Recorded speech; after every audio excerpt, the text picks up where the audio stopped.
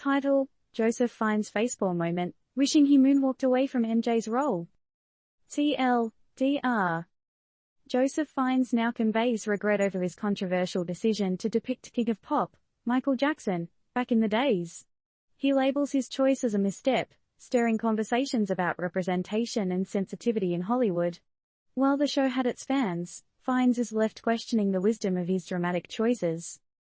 Now, who remembers the days when the internet was ablaze with talks about Joseph Fiennes, an English actor with a Shakespearean background, playing the legendary American pop icon, Michael Jackson?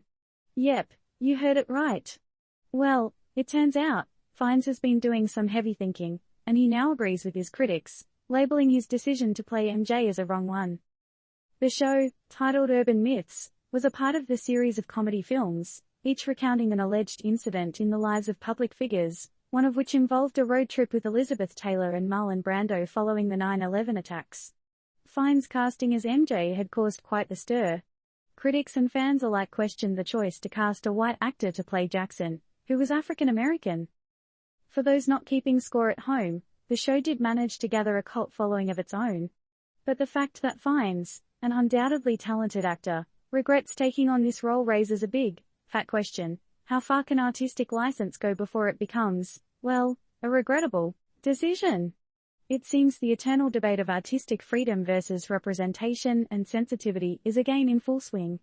Fiennes' reflection on his decision, rather than just brushing it under the carpet of creative interpretation, is sparking renewed conversations. Did the casting cross a line? Or was it a harmless quirk of a show that thrived on absurdity? But, and here's the kicker, could there be a larger ripple effect? Could Fiennes' regret lead to more thoughtful casting choices in Hollywood, and perhaps lead to more nuanced, representative narratives? If so, it seems that a regrettable decision could have a silver lining after all.